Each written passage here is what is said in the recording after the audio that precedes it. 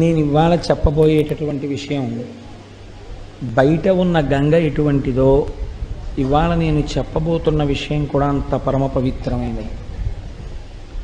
దీన్ని కేవలం విన్నంత మాత్రం చేత ఇందులో చెప్పబడేటటువంటి నామములు, ఇందులో చెప్పబడేటటువంటి శ్లోకములు, వీటిని కేవలం వింటే చాలు, అంత శక్తివంతములు కాక వీటిని ప్రతిరోజు ఇంటి దగ్గర చదువుకోగలిగినటువంటి సమర్థత ఉంటే ఇంకా దాని శక్తి అపారం. చూడండి, భగవంతుడు భక్తికి లొంగిపోతాడు. కేవలము ఆయన యందు భక్తితో ఈశ్వరుడు ఉన్నాడు, ఆయన మనకి రక్షకుడు అన్న నమ్మకంతో ఉన్నటువంటి వ్యక్తి సర్వకాలముల యందు ఈశ్వరుడి చేత రక్షింపబడతాడు. ఇక్కడ మీరు ఒక విషయాన్ని గమనించవలసి ఉంటుంది. సాధారణంగా ఏం చెప్తామంటే భక్తి కలిగిన వాడు ఈశ్వరుడి చేత రక్షింపబడతాడు అంటే ఇప్పుడు ప్రయోజనం ఎవరిది? నేను భక్తిగా ఉన్నాను అనుకోండి, నా భక్తి వలన నేను ఈశ్వరుని చేత రక్షింపబడతాను. ఇప్పుడు ఎవరికి ప్రయోజనం కలుగుతోంది భక్తిగా ఉండడం వల్ల? అదేమిటంటే అంత ఆలోచన ఎందుకండి దానికి? ఎవరికి కలుగుతుంది? ఎవరు భక్తిగా ఉంటే తప్పు. అది ఎవరు భక్తిగా ఉంటే అలా కలిగితే నేను ఈ ప్రశ్న మిమ్మల్ని నేను అంత తేలిక ప్రశ్న ఎందుకు వేస్తానండి? ఎవరు భక్తిగా ఉంటే వాళ్ళకి రక్షణ కలగడం కాదు, దాన్ని శాస్త్రం అంటుంది అనుషంగిక ప్రయోజనము అంటుంది. అంటే గొడుగు పట్టుకుని వెళ్తున్నవాడు ఎండగా ఉందని విడుతుండగా వాన కురిసినా రక్షింపబడినట్టు, ఆవు గుళ్ళో కెడితే ఆవుని పట్టుకుందామని వెళ్ళినవాడు ఆవు గుడి చుట్టూ పరిగెడితే ఆవు కోసమని గుడి చుట్టూ పరిగిన వాడికి ప్రదక్షిణ పుణ్యం పడ్డట్టు. అది అనుషంగిక ప్రయోజనం. ప్రధాన ప్రయోజనం ఏమిటి భక్తి వల్ల? ఈశ్వరుడు ఉన్నాడు అని నమ్మకం కలగడం కదండి. పరమభక్తులైనటువంటి వారు ఈశ్వరుడి వల్ల రక్షణ పొందుతారు. ఇప్పుడు మీకు ఎలా ఈశ్వరుడు ఉన్నాడన్న భక్తి కలుగుతుంది? ఈశ్వరుడు ఉన్నాడు అన్నటువంటి విషయం తేటతెల్లం కావాలంటే భక్తుల యొక్క భక్తియే సాధనము. అందుకే భగవంతుడు అన్నాడు, ఒక చిత్రమైన మాట అన్నాడు, నేను వాని కొరకు రక్షింపవలయవాడు అన్నాడు ఆయన. నేను ఉన్నానని గుర్తు ఏమిటో తెలుసా? ఎవరు భక్తిగా ఉన్నాడో వాడిని నేను రక్షించాలి. వాడే రక్షణ పొందకపోతే కొన్ని వేల మందిలో ఆ నమ్మకం పోతుంది. ఏమంటే ఆయనకే రక్షణ లేదు కదా, ఇంకా మనకేం రక్షణ అని. అయితే మీరు ఒక్క విషయం జాగ్రత్తగా తీసుకోవాలి. పూర్వకాలంలో భృగువు అనబడేటటువంటి మహర్షి, కవి అని నామాంతరం ఆయనకి. ఆ భృగువుకి ఒక కుమారుడు, ఆయనకి భార్గవుడు అని పేరు. ఇలా కూడా పూర్వకాలంలో ఉండేది, వాళ్ళందరూ భార్గవులే. ఇంకా ఆయన ఆ కుమారుడి పేరు భార్గవుడు. ఆయన తల్లి పేరు ఉషన. చాలా చిత్రంగా ఉంటాయండి. ఆవిడ పేరు ఉషన. భార్య పేరు ఊర్జస్వతి. పౌరాణికంగా ఉండేటటువంటి పేర్లని మీరు తీసుకుని వాటి వెనకాతల ఉండే రహస్యం ఏమిటో, ఆ పేరు ఎందుకు పెట్టారో, ఆవిడ అలా ఎందుకు ప్రవర్తించిందో మీరు విచారణ చేస్తే అబ్బాయి ఎంత మంచి పేరులో అనిపిస్తుంది మీకు. ఈ ఊర్జస్వతి ప్రియవ్రతుని యొక్క కుమార్తె. ఈ ప్రియవ్రతుడెవరు? ఉత్తానపాదుని యొక్క సోదరుడు. మీకు ఇప్పుడు ఉత్తానపాదుడు అనేటప్పటికి ఎవరు గుర్తు రావాలి? ధ్రువుడు జ్ఞాపకం రావాలి. అంటే ఏదో జరగబోతోంది. అంటే వంశంలో ముందు ఎక్కడికి వెడుతోంది? ఇతపూర్వం ఆకాశంలో ఒక గ్రహాలన్నీ తిరగడానికి ఆలవాలమైనటువంటి స్తంభముగా ఎవరు నిలబడ్డారో అటువంటి వాడు పుట్టిన వంశంలోని పిల్ల ఇక్కడికి వచ్చింది. ఇప్పుడు ఆవిడ కడుపున పుట్టాడు. ఇది సంస్కార బలాలంటే. ఒక్కొక్క మహాపురుషుడి యొక్క కుమార్తె, ఒక్కొక్క వంశంలోంచి వచ్చిన పిల్ల సుక్షేత్రమవుతుంది. ఆమె ఒక మహాపురుషుడికి జననమివ్వడానికి కావలసినటువంటి తేజస్సుతో కూడిన క్షేత్రం అయి ఉంటుంది. కనుక కోడల్ని ఇంటికి తెచ్చుకోవడంలో మర్యాద ఎందుకు చూసుకోవాలి, జాగ్రత్త ఎక్కడ చూడాలంటే ఇక్కడే చూడవలసి ఉంటుంది. ఇన్ని ఆలోచిస్తే అలాంటి కోడల గురించి వెతుకుతూ కూర్చుంటే పిల్లాడికి వయసు అయిపోదు కదా అని కూడా అనుమానంగా ఉంటుంటుంది నాకు ఒక్కొక్కసారి. సరే, ఇప్పుడు నాకు అంత తొందరగా అవసరం ఏం లేదనుకోండి, కాబట్టి నేను నిదానంగా ఆలోచించుకోవచ్చు, హడావిడేం లేదు. కాబట్టి ఇప్పుడు ఆమె ఊర్జస్వతి. ఊర్జస్వతి భృగువు యొక్క భార్య. ఈ ఊర్జస్వతి భృగువుల యొక్క కుమారుడు భార్గవుడు. ఈయనకి మళ్ళీ 4 కుమారులు కలిగారు ఆ భార్గవునకు. వాళ్ళ పేర్లు చండు మొదట ఆయన పేరు, అమర్కుడు రెండో ఆయన పేరు, త్వాష్ట్రుడు ఒక ఆయన పేరు. ఈ మొదటి ఇద్దరి పేర్లు విన్నప్పుడు మీకు ఏం గుర్తొస్తుంది? చండు, అమర్కుడు. వీళ్ళిద్దరే రాక్షస జాతికంతటికీ గురువులు. ప్రహ్లాదోపాఖ్యానంలో ప్రహ్లాదుడికి పాఠాలు నేర్పిన రాక్షస గురువులు చండు, అమర్కుడు. కాబట్టి ఇప్పుడు ఈ పైన భార్గవుడు ఎవరు మీరు పట్టేసేయగలగాలి. చండామర్కుల ఇద్దరు కూడా ఎవరి కొడుకులు? శుక్రాచార్యులు వారి కొడుకులు. ఈయనకి మరి శుక్రుడు అన్న పేరు ఎలా వచ్చింది? భార్గవుడు కదా, అంటే బిరుదునామం అయి ఉండాలి. అసలు పేరుని బిరుదునామం కప్పేసింది. అంత కీర్తి ఎక్కడి నుంచి వచ్చింది మీరు విచారణ చేయవలసి ఉంటుంది. ఇప్పుడు చండు, అమర్కుడు, త్వాష్ట్రుడు, ధరాత్రుడు 4 కుమారులు పుట్టారు. ఈయనకి ఒక కోరిక పుట్టింది భార్గవుడికి. ఇది సృష్టిలో చాలా చిత్రమైనటువంటి కోరిక.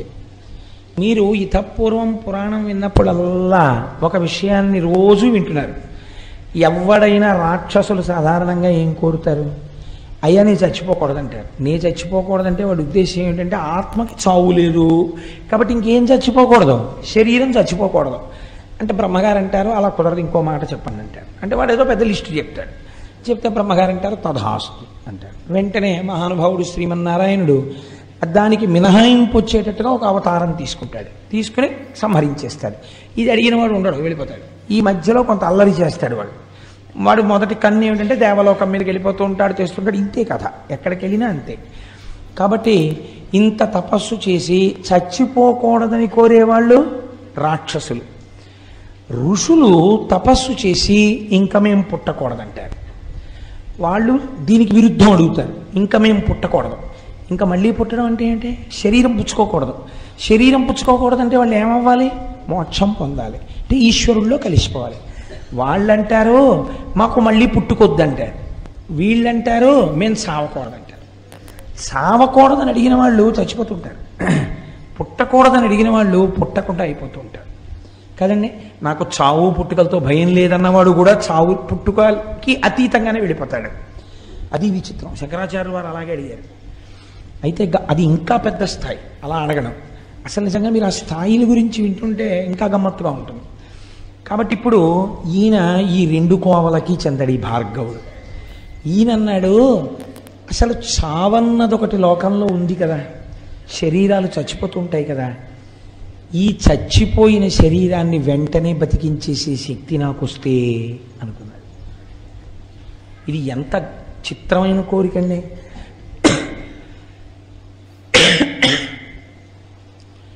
డాక్టర్ చదివేవాళ్ళు కూడా చచ్చిపోకుండా ఉంచేయడం కోసం మేము చదువుతున్నామని చెప్పరు. దేనికి చదువుకుంటారు అంటే అలా ఉంచితే డాక్టర్లు చచ్చిపోతున్నారు కదండి, అది మరీ దారుణం కదా. డాక్టర్లు మాత్రం చంపకుండా చావకుండా ఉంచగలరు ఏమిటి? చావకుండా చావు వచ్చే లోపల వచ్చే బాధ పెట్టే రోగాల్ని ఈశ్వర స్వరూపంతో తగ్గించేసి బాధ తగ్గిస్తారు. బాధ తగ్గించగలిగిన వాడు ఈశ్వరుడైతే ఆ ఈశ్వర రూపంలో వైద్యుడున్నాడు కాబట్టి వైద్యో నారాయణో హరి ప్రథమో దైవ్యో భిషక్. ఈయన చిత్రమైన కోరికోటి వచ్చింది ఈయనకి. ఇలా చచ్చిపోయిన వాడిని నేను వెంటనే ఓ మంత్రం వేయగానే వాడు బతకాలి. ఇప్పుడు ఆయన ఏం కోరుకుంటున్నట్టు లోకంలో? ఆయన ప్రతి సృష్టి చేస్తూ ఉంటాడు. ఆయన సృష్టి క్రమంలో బ్రహ్మగారి ఇన్నేళ్ళు బతకాలి అంటే దాని ఉద్దేశం ఏంటి? ఆ తర్వాత చచ్చిపోవాలని. బ్రహ్మగారు రాసిన రాతని తిరగరాస్తాడనమాట ఈయన. ఇప్పుడు నేను ఆ స్థాయికి ఎదగాలి. నాకు మృత సంజీవని అంటే చచ్చిపోయిన శరీరాన్ని మళ్ళీ పుట్టించాలి నేను. ఎలా? మళ్ళీ ఇంకో శరీరంతో పుడితే బ్రహ్మగారి గొప్పతనం. అలా కాదు, ఏ శరీరంతో చచ్చిపోయాడో అక్కడ మళ్ళీ వాడు పుట్టియాలి. మళ్ళీ అదే శరీరంతో, అంతే వయస్సులో, అంతే ముడతలు పడిన శరీరంతో, అంత బలంతో వాడు చచ్చిపోతే మళ్ళీ అంత బలంతో వాడు పుట్టియాలి. అలా నేను చెయ్యగలనా? ఇప్పుడు ఈ కోరిక పుడితే ఆయన ఆలోచించాడు, నాకు ఈ కోరిక ఎవరు తీరుస్తారు? ఈ కోరిక తీర్చడానికి సృష్టికర్తగా ఉన్నవాడు, స్థితికర్తగా ఉన్నవాడు, ప్రళయకర్తగా ఉన్నవాడు వాడు బ్రహ్మము. వాడు కదా సృష్టి చేస్తున్నాడు, నిలబెడుతున్నాడు, లయం చేసేస్తున్నాడు, మళ్ళీ సృష్టి చేస్తున్నాడు. వాడు మళ్ళీ ఇంకో రూపంలో సృష్టిస్తున్నాడు ఇదే జీవుణ్ణి. కానీ ఇప్పుడు నేను ఆ బ్రహ్మము యొక్క అనుగ్రహంతో ఇంకొక మెట్టు ముందుకెళ్ళాలి. ఎలా పడిపోయిన వాడిని అలాగే మళ్ళీ పుట్టించగలగాలి, బతికించగలగాలి. ఆ శక్తి ఎక్కడి నుంచి వస్తుంది? ఇవి చేసేవాడెవడో వాడి దగ్గర నుంచే రావాలి. వాడు తొందరగా ఎక్కడ తపస్సు చేస్తే ప్రీతి పొందుతాడు? కాశీ పట్టణంలో తపస్సు చేస్తే ప్రీతి పొందుతాడు, అక్కడే ఉంటాడు. కాబట్టి నేను అక్కడికి వెడతానన్నాడు. వెళ్ళి ఇప్పుడు ఈయన కాశీపట్టణం వెళ్ళి తపస్సు మొదలెట్టాడు. ఇప్పుడు ఈయన ఎందుకు తపస్సు మొదలుపెట్టాడో శంకరుడికి తెలుసా తెలియదా? తెలుసు ఖచ్చితంగా. ఎటువంటి తపస్సు చెయ్యడం మొదలుపెట్టాడు? రాక్షసపరమైనటువంటి తపస్సు ఆయన చేయలేదండి. కాశీలో ఒక శివలింగాన్ని ప్రతిష్ఠ చేశాడు ఆయన. ప్రతిష్ఠ చేసి దానికి ప్రతిరోజు 1000 మార్లు అభిషేకం చేసేవాడు. ఒకరోజు సూర్యాస్తమయం నుంచి మరునాడు సూర్యాస్తమయం వరకు, సూర్యోదయం వరకు, సూర్యోదయం నుంచి సూర్యోదయం వరకు. ఎందుకని? ఈశ్వరుడికి షట్కాల పూజ ఉంది శివార్చనలో. కాబట్టి ఆయన సూర్యోదయం నుంచి మళ్ళీ సూర్యోదయం లోపల ఒక 1000 మార్లు అభిషేకం చేసేవాడు. అందులో తప్పకుండా ఆయన 3 వాడేవాడు. ఇదే అభిషేకానికి ఉన్న గొప్పతనం. మొదటిది పంచామృతములను వాడాడు. ఆ పంచామృతముల యొక్క శక్తే వేరండి అసలు. ఎప్పుడైనా మీకు వీలైనప్పుడు పంచామృతములు అభిషేకము అని ఒక ఉపన్యాసం చెప్తాను. పంచామృతాలు వాడాడు. 2 శుద్ధ జలం వాడాడు. ఎందుకని? పంచామృతాలు వాడాడు అంటే శుద్ధ జలం వాడాడు అని అర్థం.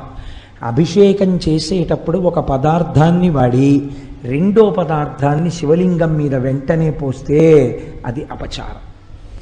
ఒక పదార్థాన్ని పోస్తే మళ్ళీ శుద్ధ జలం పోయాలి, పోసి రెండో పదార్థం పోయాలి. పాలు పోసేసి, పెరుగు పోసేసి, తేనె పోసేసి అలా అభిషేకం చేయకూడదు. పాలు పోస్తే నీళ్లు పోయాలి. అందుకే శుద్ధ జలంతో ఒక పాత్ర పక్కన పెట్టుకోవాలి, ఒక పెద్ద బిందె, దాని దగ్గర ఒక చెంబు పెట్టుకుని పాలు పోసి నీళ్లు పోయాలి. అందుకే కదా నిన్న పొద్దున్న అభిషేకం చేసేటప్పుడు ప్రతి పదార్థానికి మళ్ళీ శుద్ధ జలంతో చేశాను. కాబట్టి అలా మార్చి చేస్తారు. కాబట్టి ఇప్పుడు పంచామృతములతో అభిషేకం అంటే మధ్యలో తప్పకుండా ఏది వాడబడింది? శుద్ధ జలం వాడబడింది. దానితో పాటు ఈశ్వరుడు చాలా తొందరగా ప్రీతిపాత్రుడై 10 మందిని బతికించేటట్టుగా, అంటే కడుపున పుట్టినటువంటి వాళ్ళు ఇబ్బంది లేకుండా సంతోషంగా ఆయురారోగ్యాలతో ఉండాలంటే గంధోదకంతో అభిషేకం చేయాలి. అందుకని గంధోదకాన్ని వాడాడు. ఎందుకు వాడాలి? 10 మంది చచ్చిపోయిన వాళ్ళని మళ్ళీ బతికించాలనుకుంటున్నాడు. అప్పుడు వాళ్ళందరూ తనకి బిడ్డల పట్ల మళ్ళీ పుట్టిన వాళ్ళు, ఇప్పుడు ఇంత శక్తి కావాలి కాబట్టి గంధోదకం వాడాడు. ఎంత గమ్మత్తో చూడండి, ఇంత శాస్త్రీయమైన అభిషేకం చేశాడు. దీనికి ఆయనకి ఇంకొక వేరే వ్యాపకం లేదు. ఏమిటో తెలుసా అండి? ఈ 1000. మీరు ఇందులో ఒక పెద్ద రహస్యాన్ని కనిపెట్టండి. ఇలా చేసేటప్పుడు భార్గవుడు పరమశివుణ్ణి అభిషేకానంతరం అర్చన చెయ్యాలి. మళ్ళీ లఘువుగానైనా సరే పొడిగా తుడిచేసి వస్త్రం కట్టి అభిషేకం చెయ్యాలి, అర్చన చెయ్యాలి. ఈ అర్చన చేసేటప్పుడు ఆయన కొన్ని పువ్వులు వాడాడు.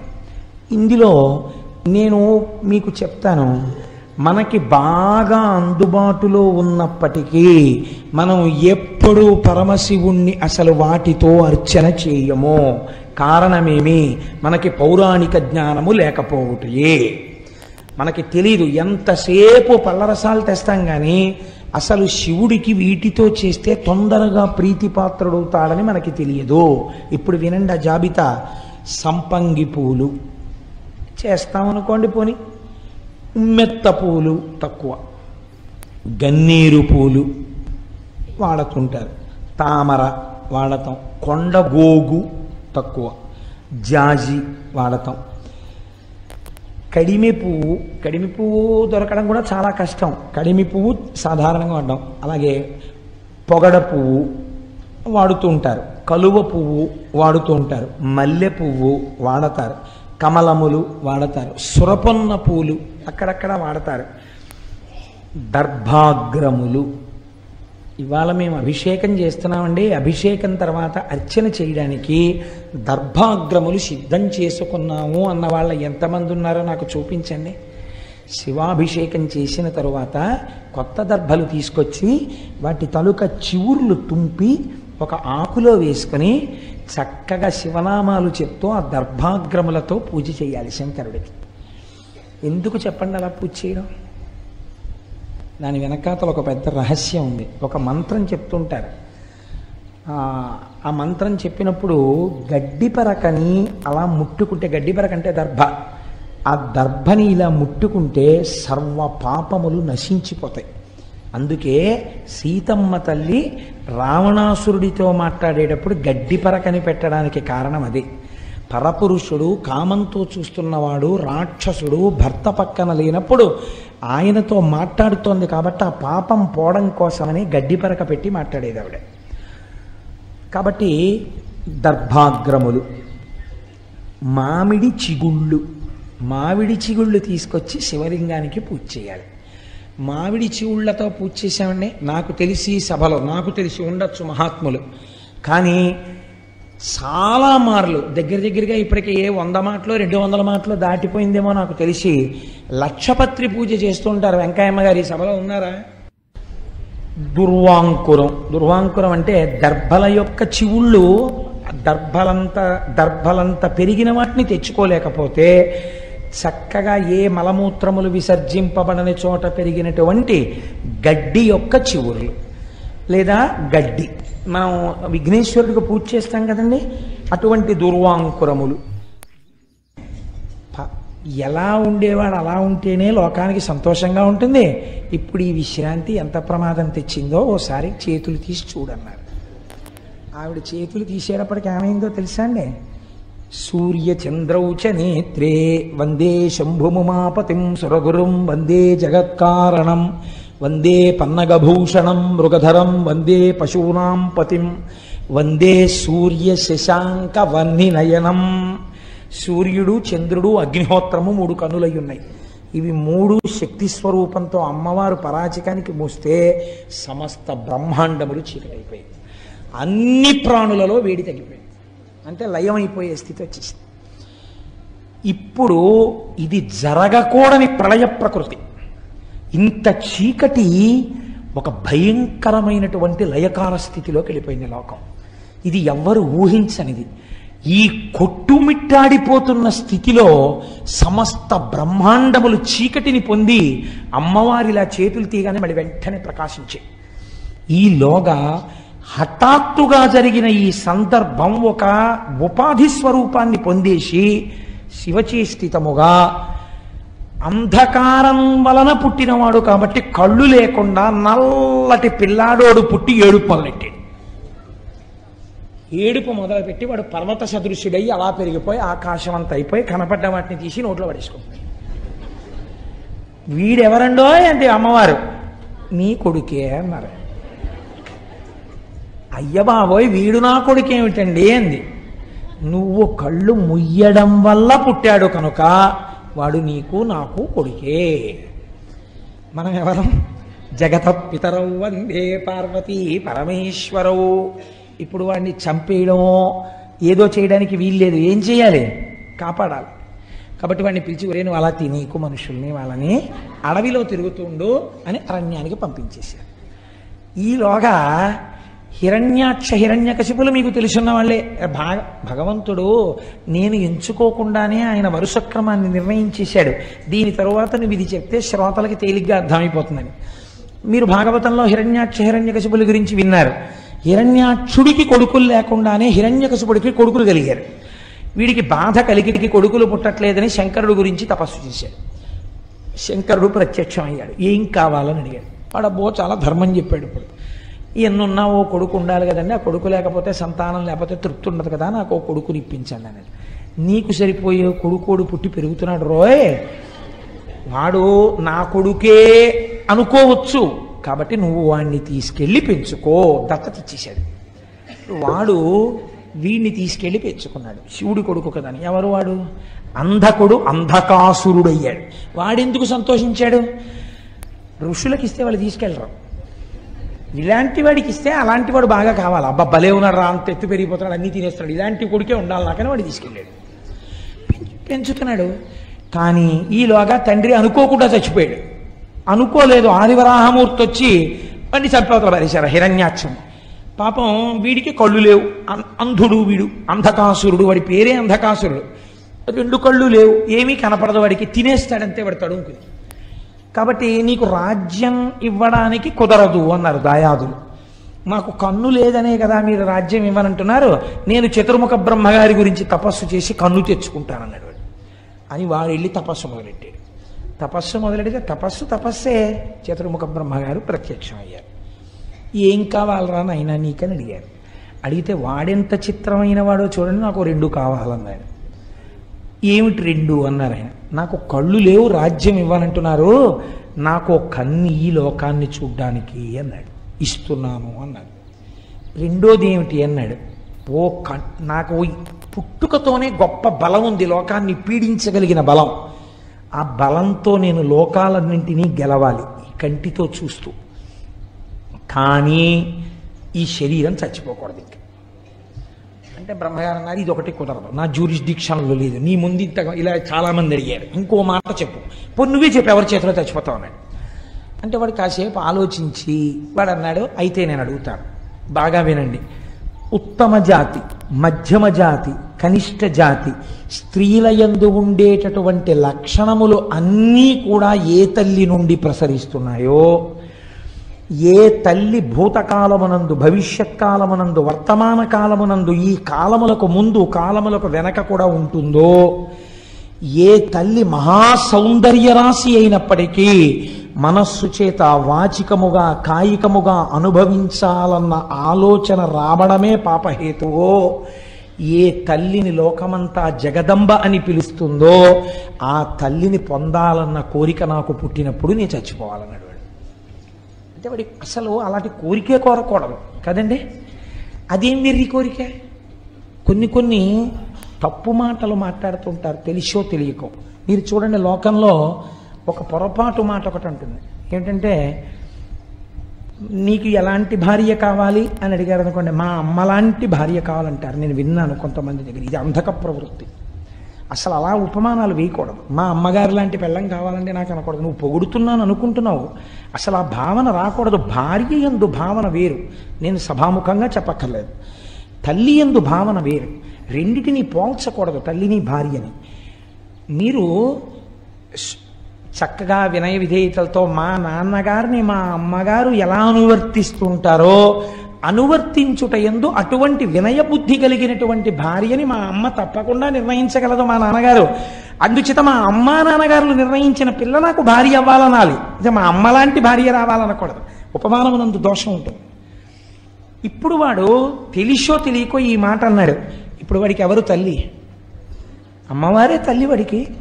శంకరుడు చెప్పేశాడు కదా. ఇప్పుడంటే వాడు ఏం కోరుకున్నాడు? తన తల్లి యందు తనకు మోహం పుట్టాలని కోరుకున్నాడు. తథాస్తు అన్నారు బ్రహ్మగారు. ఇప్పుడు ఏమవుతుంది? అదే జరుగుతుంది. ఒకనొకనాడు వీడి భటులు వెళ్ళారు. మందరగిరి పర్వత గుహలో కూర్చుని శంకరుడు తపస్సు చేసుకుంటున్నాడు. పార్వతీదేవి ఉపచారాలు చేస్తుంది. ఆవిడ్ని చూశారు, ఆయన్ని చూశారు. ఈ తపస్సు చేసుకునేవాడికి ఇంత అందమైన భార్య ఎందుకు, మనకు అంధకాసురుడికి అయితే బాగుంటుందని వాడికి చెప్పారు. వాడు కబురు చేశాడు, నీ భార్యను నాకు ఇచ్చి నువ్వు తపస్సు చేసుకోవడానికి వెళ్ళిపో, లేకపోతే చంపేస్తానన్నాడు. శివుడు అన్నాడు, నేను నిన్ను చంపేస్తాను తప్ప నీ చేతిలో నేను చచ్చిపోలేను. ఇలా కనపడుతున్నానని అలా అనుకుంటున్నావేమో, నేను యుద్ధానికి వస్తే చాలా తేడాగా ఉంటుంది. కాబట్టి అబ్బాయి నువ్వు ఇటువంటి మాటలు మాట్లాడరాదు.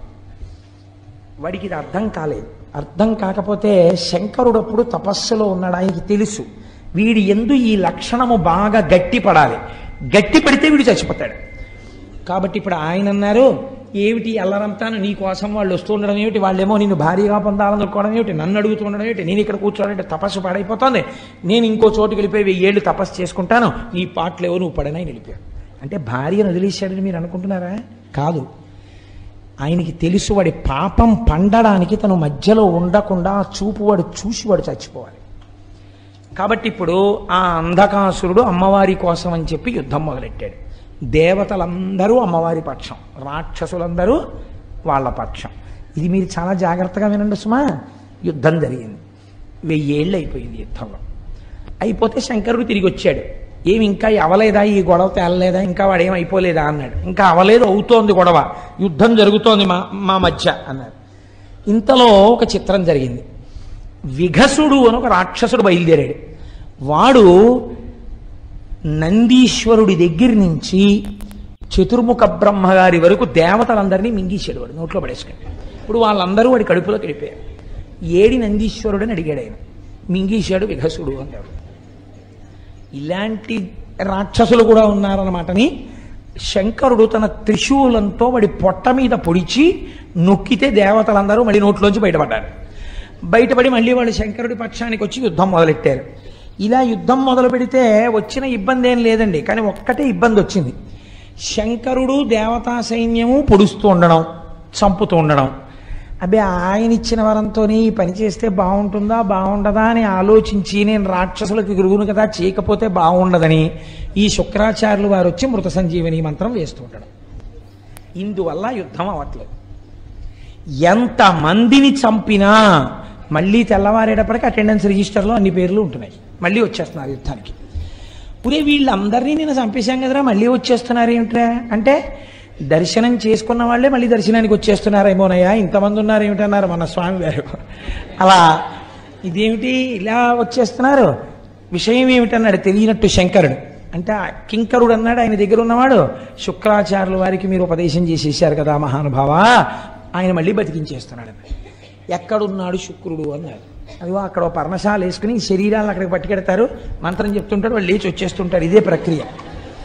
అందుకని ఇలా వెళ్ళి ప్రసాదం పుచ్చుకొచ్చేసినట్టు ఈ భౌతికాయాలు తీసుకుని అక్కడికి ఎడతారు. ఆయన ఇలా అంటాడు, మళ్ళీ లేచి వెళ్ళిపోతుంటారు, పరిగెడుతుంటారు, వాళ్ళు యుద్ధానికి వచ్చేస్తుంటారు. అందుకని వాళ్ళకి భయం లేదు అసలు చావని. అందుకని వాళ్ళు దరదరా వచ్చేస్తుంటారు, యుద్ధం చేస్తుంటారు, చచ్చిపోతుంటారు, శరీరాలు పట్టుకెళ్తుంటారు, మళ్ళీ తీసుకొస్తుంటారు. ఇదే పెద్ద ఆట కింద ఉంది వాళ్ళకి. ఈశ్వర మీరు ఇచ్చిన విద్య, ఓహో నేనిచ్చిన విద్య శుక్రాచార్యుడు నాకే ఇబ్బంది కల్పిస్తున్నాడు అన్నమాట. శుక్రుణ్ణి పట్టి ఇక్కడికి తెండాను. దేవతలు వెళ్ళి శుక్రుణ్ణి పట్టి తీసుకొచ్చారు. శంకరుడు ఇప్పుడు శుక్రాచార్యుల వారు బయట ఉంటే ప్రమాదం, మృత సంజీవని వేసేస్తున్నాడు అందరికీ. ఎక్కడ దాచాలని చూసి ఎక్కడ దాచినా రాక్షసులు వెతికి తెచ్చుకుంటారు. అలా చేత్తో పట్టుకుని తీసుకుని నోట్లో పడేసుకుని గుడుక్కుని మింగేశాడు. ఇప్పుడు శుక్రాచార్యుల వారు శంకరుడి కడుపులోకి వెళ్ళిపోయి గర్భవాసం చేస్తున్నాడు. ఇది విచిత్రం. చిత్రం ఏమిటో ఎక్కడండి ఇది? నీ వరం నీకు బరువు అవుతుంది ఒకనాడు, కాబట్టి నువ్వు నా గర్భవాసం చేయవలసి ఉంటుంది. ఇప్పుడు ఆ కడుపులోకి వెళ్ళాడు. కడుపులోకి వెళ్ళి శుక్రాచార్యుల వారు తిరుగుతున్నాడు శివుడి కడుపులో. చూస్తుంటే బయట ఏమున్నాయో అన్నీ అక్కడే కనపడుతున్నాయి. అన్నీ కనపడుతున్నాయి, కానీ తను ముట్టుకోవడానికి ఉపదేశాలు చేయడానికి వీలేం కుదరదు అక్కడ. అన్నీ శివుడిలో ఉన్నాయని ఏ స్తోత్రం చేశానో అది నేను చూస్తున్నాను అని పొంగిపోయాడు శుక్రాచార్యుల వారు. పొంగిపోయాడు, కానీ బయట రాక్షసులు ఏమవుతున్నారు, ఒక్కొక్కడు చచ్చిపోతున్నాడు. ఆ చచ్చిపోవడాన్ని శివుడు కడుపులో చూస్తున్నాడు. ఆఖరికి అందరూ చచ్చిపోయారు. చనిపోయిన తర్వాత అంధకాసురుడు మిగిలాడు. ఇప్పుడు శంకరుడు ఏం చేశాడంటే వాడి త్రిశూలం పెట్టి గుచ్చాడు. ఇలాగా ఎండిపోయిన ఆకులు ఇలా గుచ్చి తీస్తుంటారు చూడండి, అలా కింద పడిపోయిన వాడికి త్రిశూలం గుచ్చాడు. చంపలేదు, చంపకుండా ఆ త్రిశూలాన్ని ఇలా పైకెత్తాడు. ఇప్పుడు వాడు ఆ త్రిశూలం మీద పడుకున్నాడు. పడుకుని ఇలా శంకరుడు త్రిశూలం పట్టు కూర్చున్నాడు. కూర్చుంటే పైనుంచి చేతులు చాపి ఆయన జటాజూటాన్ని పీకుతున్నాడు. అలా కొన్నాళ్ళు యుద్ధం జరిగింది. యుద్ధం కాదు, శంకరుడేం దానికి ప్రతీకారం చేయలేదు. అలా వాడు శంకరుడి జటాజూటం వంక కొన్నాళ్ళు అలా చూస్తూ ఉన్నాడు. చూస్తూ ఉండిపోయిన తర్వాత ఒక ఆశ్చర్యకరమైనటువంటి విషయము ద్యోతకమైంది. ఈ కంటితో ఉన్న కంటితో ఇన్నాళ్ల నుంచి దేన్ని చూసి ఇవన్నీ అనుభవైక వేద్యములు అనుకుంటున్నాడో, త్రిశూలమునకు గుచ్చుకుని ఉండిపోయిన తరువాత వాడికి వీళ్ళు నా తల్లిదండ్రులు, లోకమునకే తల్లిదండ్రులు, నేను ఎంత పాపపు కోరిక కోరాను, నా పాపం ఎలా నిష్కృతవుతుందని అప్పుడు వాడు శంకరుడు యొక్క 108 నామములు చెప్పాడు. 108 నామములు చెప్పిన తర్వాత శంకరుడు త్రిశూలాన్ని కిందకి దింపి ఇలా అన్నాడు. వాడు ఊడి కింద పడ్డాడు. కింద పడి వాడు కన్నీరు వరదలై కారుతుండగా పార్వతీ పరమేశ్వరుల పాదాల మీద పడ్డాడు. అయ్యా, ఈ కంటితో చూస్తున్నది సత్యం అనుకోవడం తప్పైపోయింది. అందుకని ఒక తప్పు కోరిక కోరాను. ఈ త్రిశూలం మీద పడుకున్నాక నాకు అసలు విషయం అర్థమైంది. నా తప్పు మన్నించి నన్ను కరుణించమని అడిగాడు. నిన్ను ప్రమథగణాలలో ఒక గణాధిపతిగా తీసుకుంటున్నానని శంకరుడు గణాధిపతిగా తీసుకున్నాడు. అంధకాసురుడు శంకరుడికి కింకరుడైపోయి భక్తితో బతికేశాడు. ఆ 108 నామాలు పరమశక్తివంతం. దీని వెనకాతల ఉండే రహస్యం ఏమిటో మీకు నేను చెప్తాను కొద్దిసేపట్లో. మీరు కంగారు పడకండి. కనీసం నేను ఆ 108 నామములు మీకు చెప్పకపోతే నేను కించిత్తు దోషం చేసిన వాడిని అవుతానేమో అని నాకు అనిపించి నేను ఆ 108 నామాలు మీకు చూపించడం కోసం అని చెప్పి తీసుకొచ్చాను. మీరు ఒక్కసారి విందురు. కానీ నేను తింగరవాడిని ఇందులో పెట్టాను, అక్కడ పెట్టాను.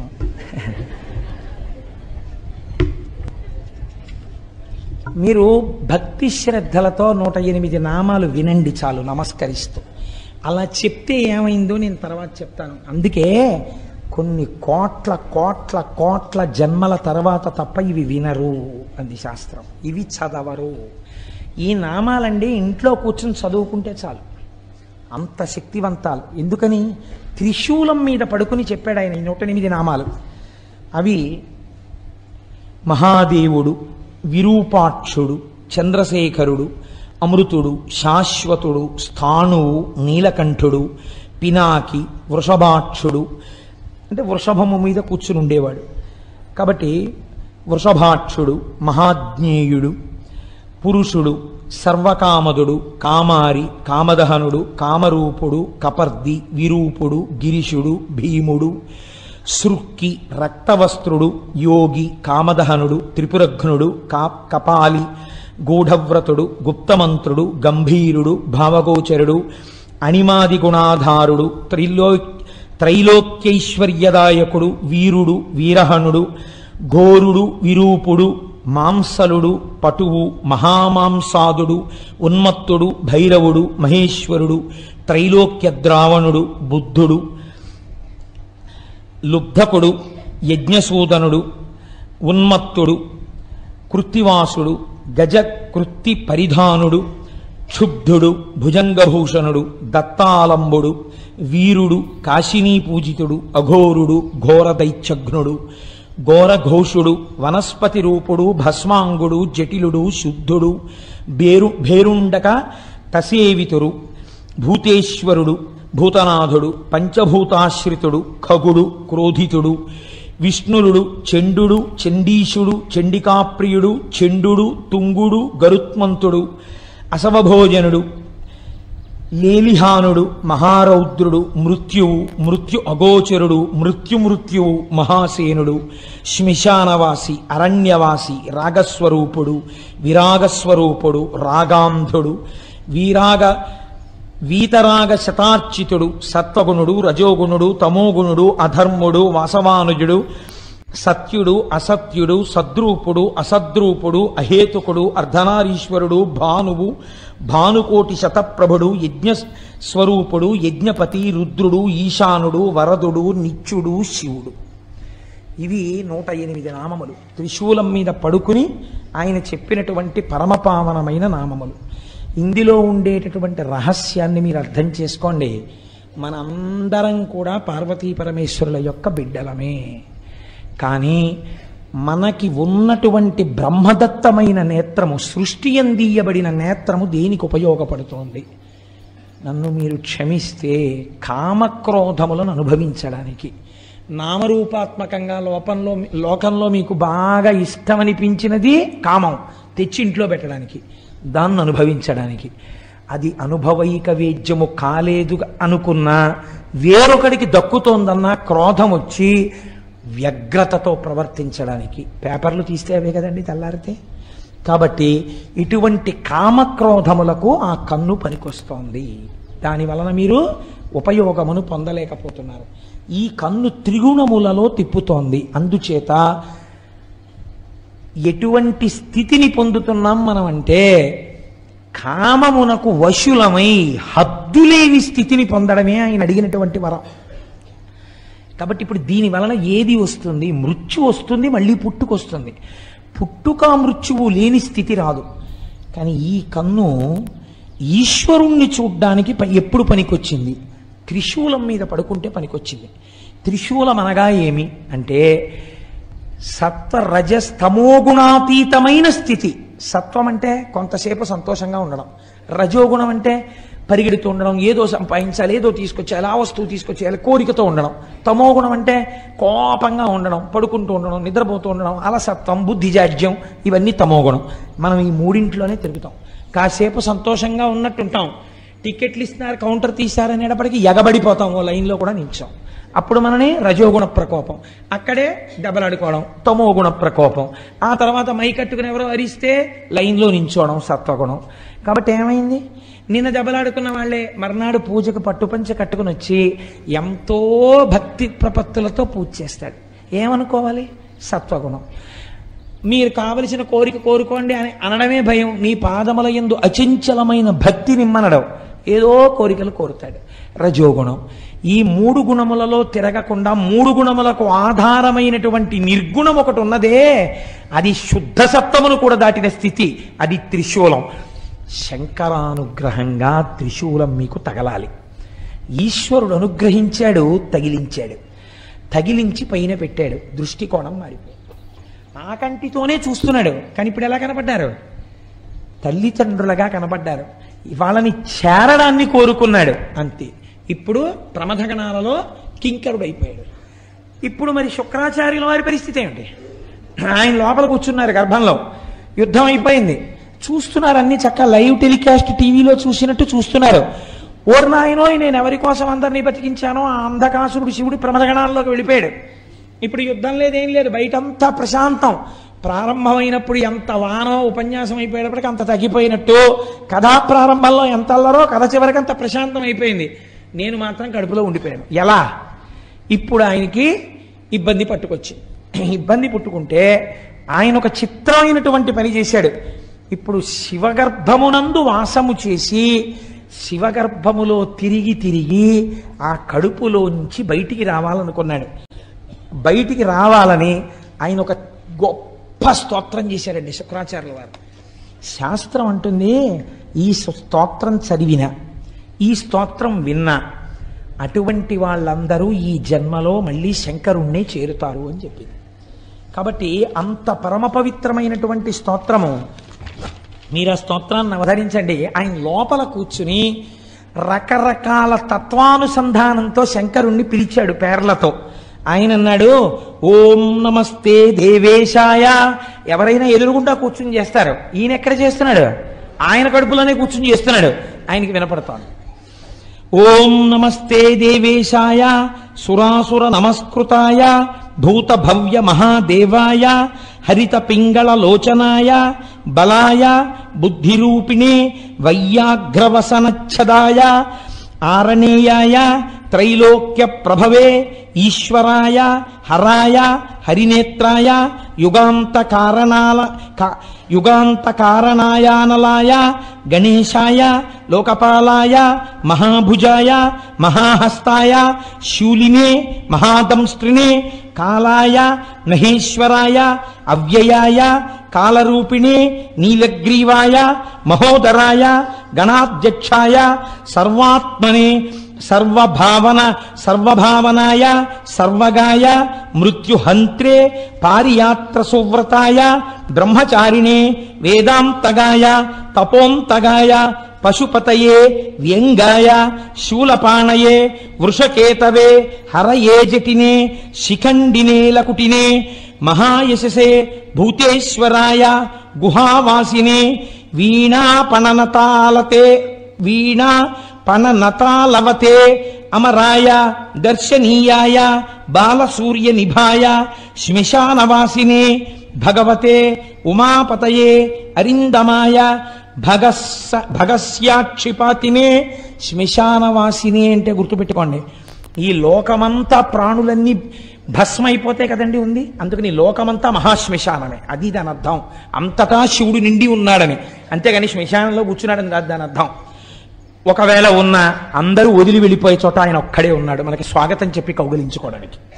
కాబట్టి శ్మశానవాసిని భగవతే ఉమాపతయే అరిందమాయ భగస్యాక్షిపాతినే పూష్టో దశనాశనాయ క్రూరకర్తకాయ పాశహస్తాయ ప్రళయకాలాయ ఉల్కాముఖయాగ్నికేతవే మునయే దీప్తాయ నిశాంతపతయే ఉన్మయతే జనకాయ చతుర్థకాయ లోకసత్తామయాయ వామదేవాయ వాగ్దాక్షిణ్యాయ వామతో భిక్షవే భిక్షురూపిణే జటినే స్వయం జటిలాయ శక్రహస్త ప్రతిస్తంభకాయ వసూనాం స్తంభకాయ క్రతవే క్రతుకరాయ కాలాయ మేధావినే మధుకరాయ చలాయ వానస్పత్యాయ వాజసనేతి సమాశ్రయ పూజితాయ జగద్ధాత్రే జగత్కర్త్రే పురుషాయ శాశ్వతాయ ధ్రువాయ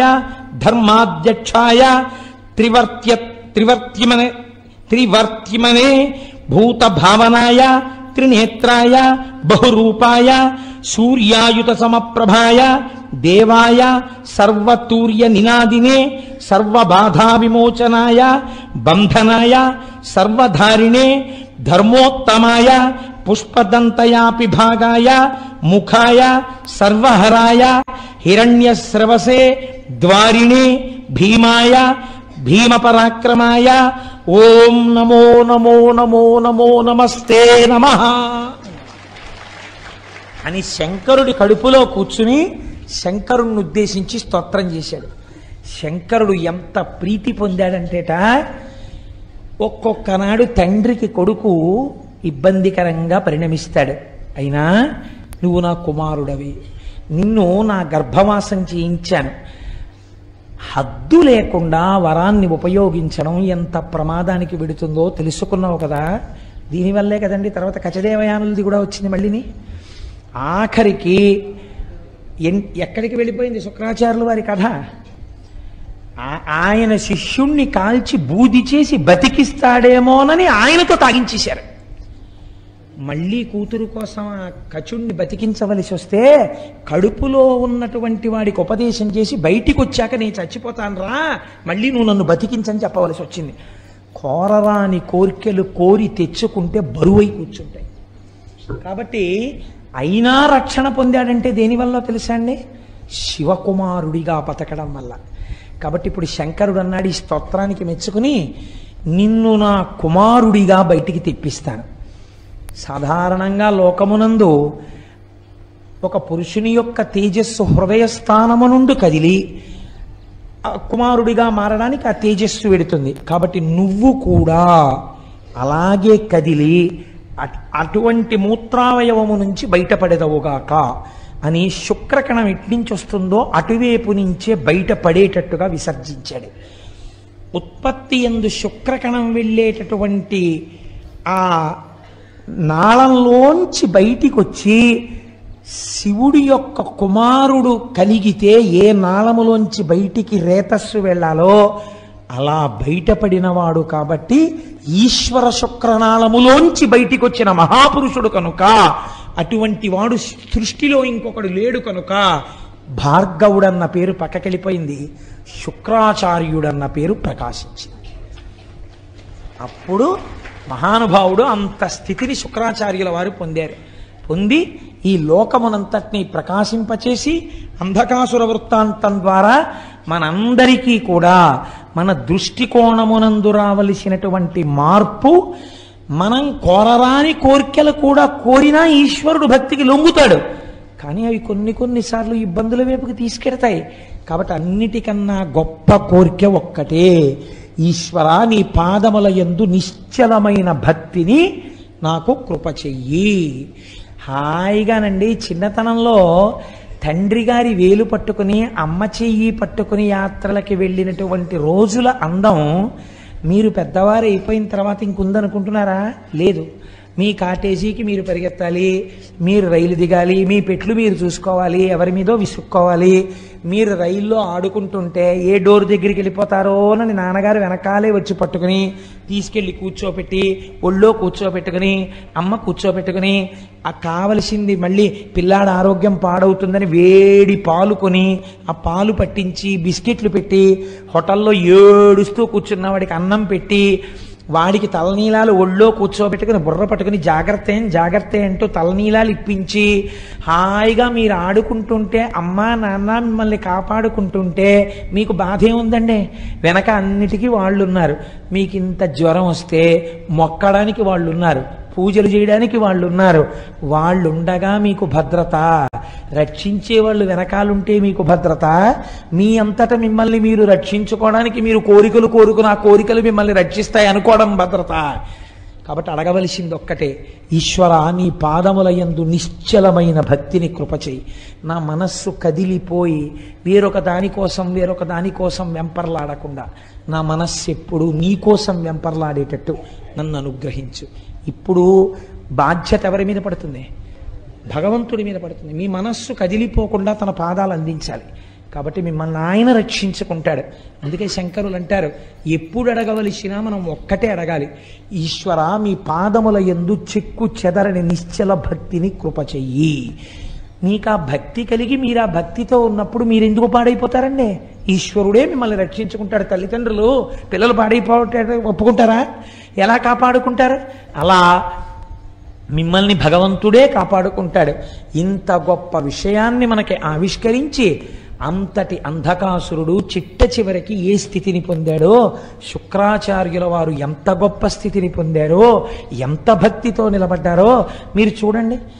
ఆయన కోరుకున్న వరం ఒక్కటే ఆయన ఇబ్బంది పెట్టిందేమో లోకంలో, కానీ ప్రపంచంలో పరమేశ్వరుడు తనంత తాను ఇచ్చినటువంటి వరాలు మిగిలినవి. ఏది? శుక్రస్థానం ఇచ్చాడు, దీదీప్యమానం చేసింది. నీవు ఉదయించే వేళలో ధర్మకార్యం జరిగితే ప్రకాశిస్తుందన్నాడు, పనికొచ్చింది. వివాహం జరిగితే ఉపయోగపడుతుందన్నాడు, పనికొచ్చింది. నువ్వు నా గర్భవాసం చేయవలసి ఉంటుందన్నాడు, పనికొచ్చింది. నిన్ను దాటి ఎవ్వరూ వెళ్ళరన్నాడు, పనికొచ్చింది.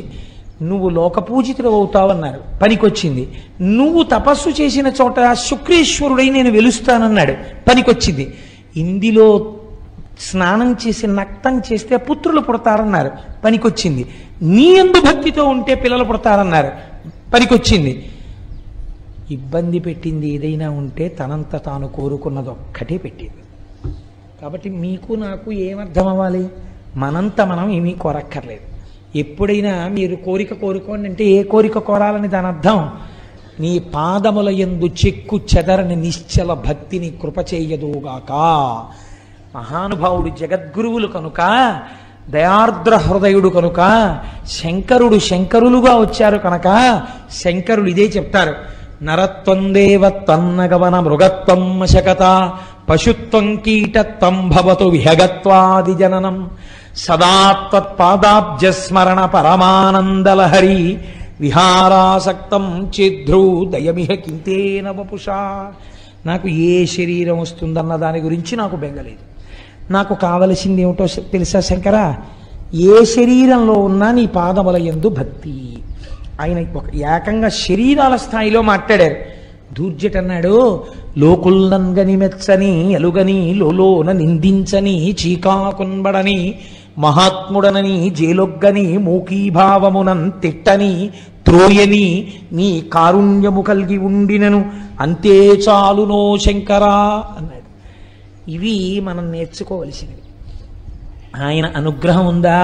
పవి పుష్పంబగు అగ్ని మంచగు నాకోపారం భూమి స్థలంబగు శత్రుండతిమిత్రుడౌ విషము దివ్యాహారమౌ నిన్నగా అవనీ మండలి లోపలన్ శివ శివేచ్ఛాభాషణోల్లాసకిన్ శివా నీ నామము సర్వవశ్యకరమౌ శ్రీకాళహస్తీశ్వర. మీరు తెలిసో తెలియకో ఆ నామాన్ని రాసేటప్పుడు కాయిక కైంకర్యం అవుతుంది. చెయ్యి పట్టుకుంటుంది, కాళ్ళు రాయడానికి వీలుగా కూర్చుంటాయి, శరీరం వంగుతుంది, కళ్ళు చూస్తాయి, పెన్నుని వేళ్ళు పట్టుకున్నాయి, శ్రీ శివ అని లోపల ఉచ్చరిస్తున్నారు.